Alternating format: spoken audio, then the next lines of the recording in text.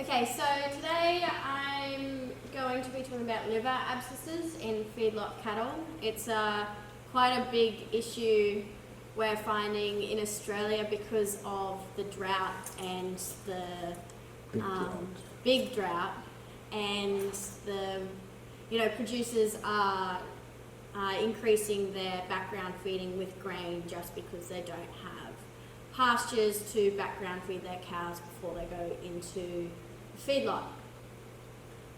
So what are liver abscesses? So an abscess is an inflamed area within the body tissue resulting from infection by microorganisms, and they contain an accumulation of pus. So pus is degenerating leukocytes, tissue debris, living and dead microorganisms.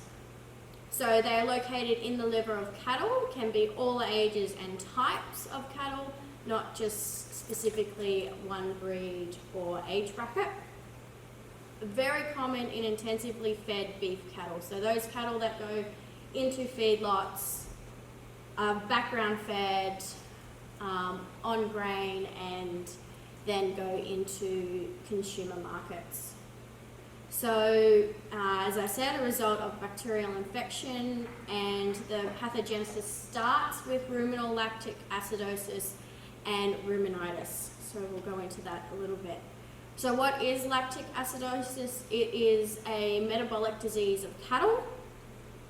It's the consequence of feeding diets high in fermentable grain. So starches, easily fermentable, goes from starch to glucose into pyruvate, so we've got the diagram over here, into your volatile fatty acids and lactic acid. So it is the process of increasing acidity in body tissues, particularly the rumen, because that's where those starches are digested and fermented. Occurs when pH of the rumen drops below 5.5. And so it turns acidic, osmosis increases, therefore the acid goes within the body. So it changes the rumen flora, so it increases those rumen flora that feed on lactic acid and volatile fatty acids, and then they produce more lactic acid. So acute acidosis can lead to shock and death. That is when particularly cattle newly introduced onto these high grain diets have a sudden increase in starch, resulting in high rumen pH, low rumen pH, so it's acidic, and then it goes into the bloodstream, etc. And subacute acidosis is what we'll be looking at today. So it's periods of low rumen pH that resolve without treatment, and it is the main cause of liver abscesses. So we'll talk about the relationship between lactic acidosis and liver abscesses. So it is the rumen wall invasion that is the primary source of infection. So due to lactic acid production, really increases that rumen wall degradation. And then so Fusobacterium necrophorum is the chief organism cultured from liver abscesses. So commonly found in rumen contents and associated with the rumen wall, and increases 10 times when switched to grain diets. So that flora really increases when that starch is present. So the circulation of bacteria occurs through the portal circulation as it comes through the rumen wall into the portal circulation and then onto the liver. And so bacteria accumulates in the liver, it forms lesions, therefore those lesions get infected and form abscesses, and this is commonly called the ruminitis liver abscess complex. So incidence of abscesses generally as a direct result of feeding practices. So again, as I mentioned, those high energy, high starch diets. So incidence increases as roughage content in the diet decreases. So this is really interesting how roughage can really interrupt that fermentation process. It slows it down. So roughage promotes more stable ruminal fermentation, slows down the fermentation, therefore the starches aren't increasing aren't degrading, and those pyruvate is not getting formed as quickly. So subacute chronic acidosis to ruminitis, then to liver abscesses. It's very prevalent in US cattle feedlots, mainly because you feed such high energy diets for such a short amount of time before slaughter. And presence is most noteworthy in fed Holstein steers.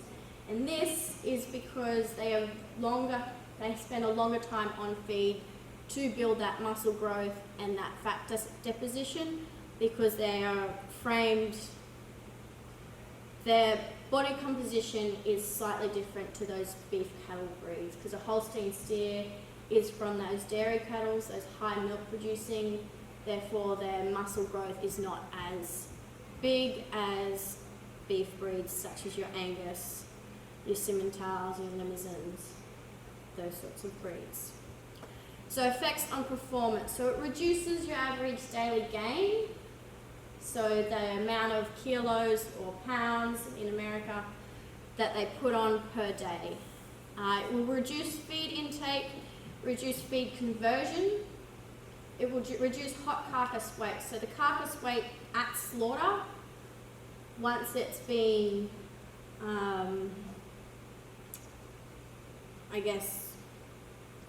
slaughtered, de-dressed, so hides taken off, that hot carcass weight is reduced, reduces carcass quality as well.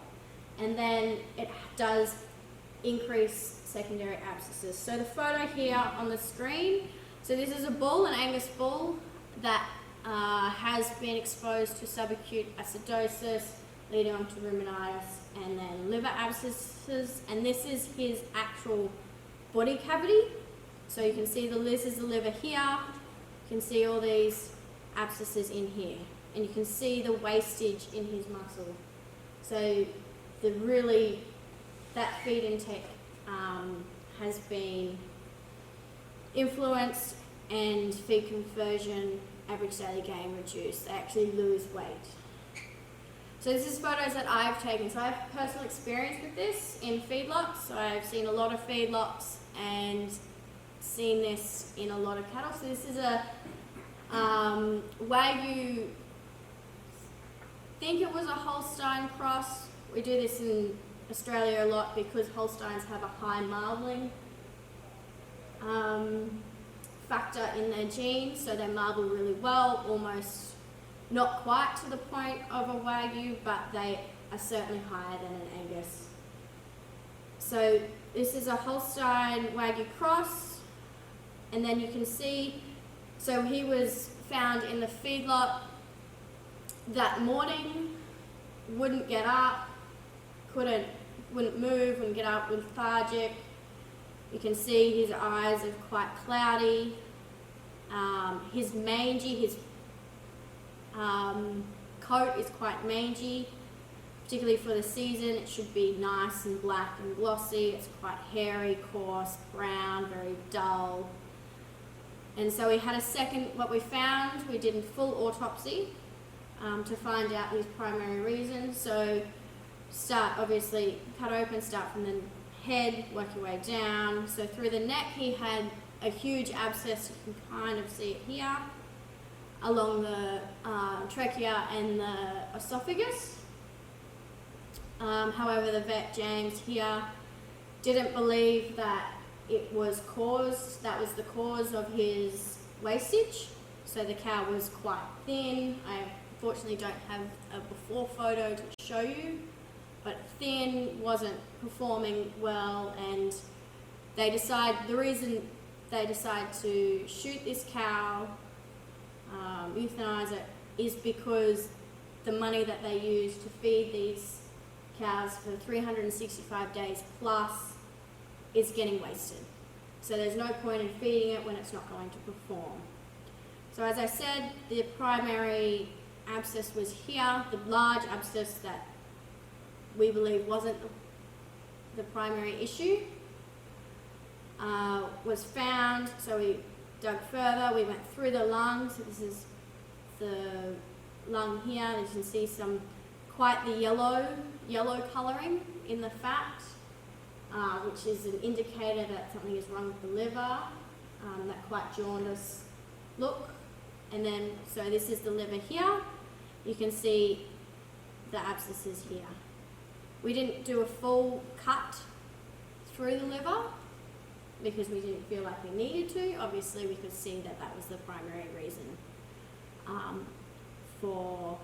so primary abscesses here, secondary abscess up here. So the economic impact, it is the leading cause, so liver abscesses are the leading cause of liver condemnation at abattoirs, so slaughterhouses. They reduce performance and carcass yield, which influences the value of the carcass. So if you're working on carcass value, which is how most producers work and most processors work, you need to be able to get the most out of that carcass or you're losing money. So the economic loss from liver discounts can be up to $38 per head or more. So that is a carcass that has performed well enough to go through to the slaughterhouse.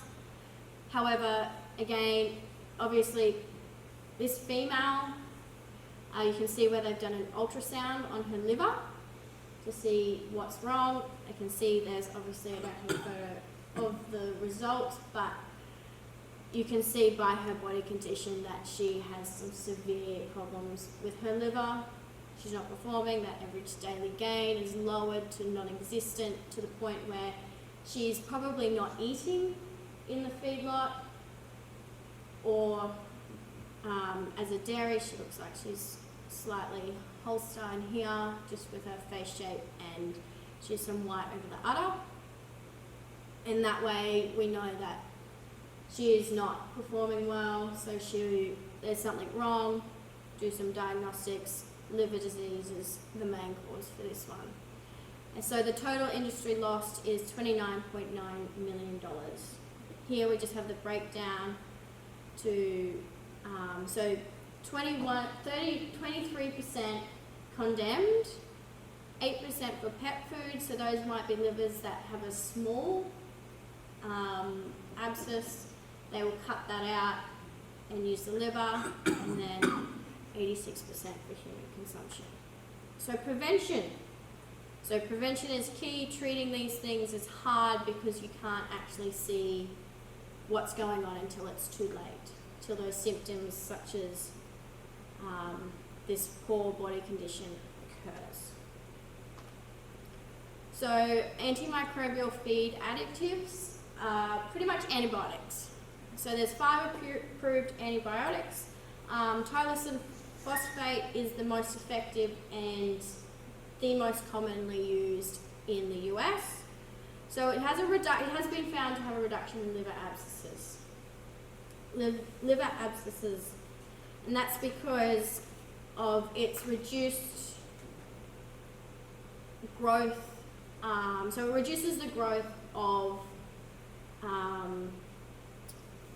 Fusobacteria nephroforum, and that's the main, obviously, chief organism that infects livers.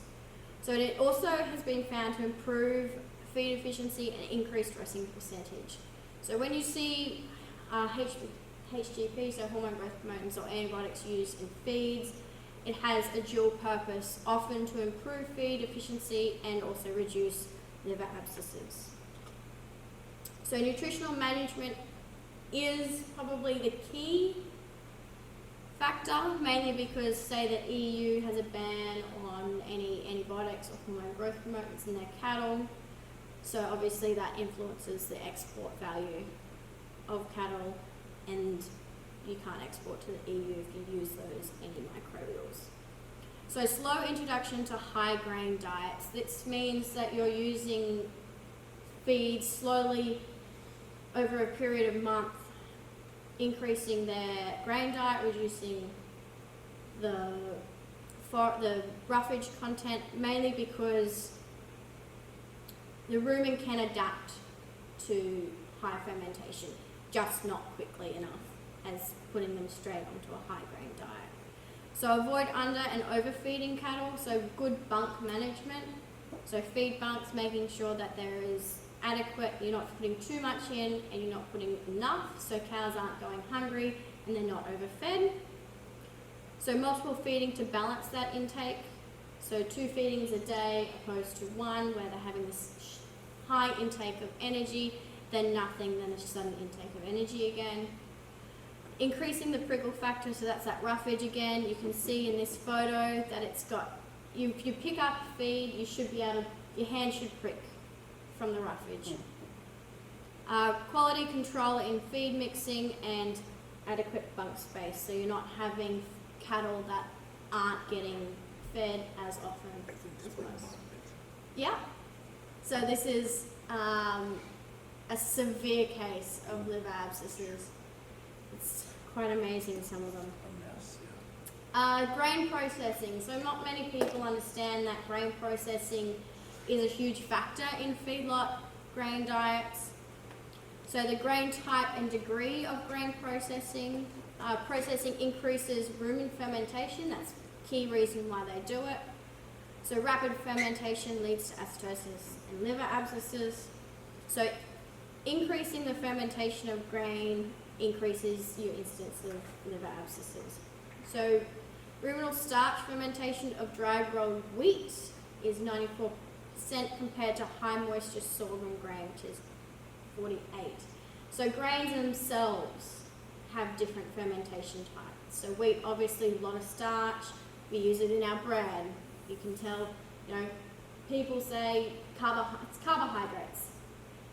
So high carbohydrates, sorghum has a lower carbohydrate, so lower lactate concentration for sorghum fed diet versus wheat fed.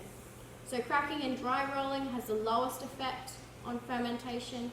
Steam rolling has the highest effect. So steam rolling already starts that fermentation process.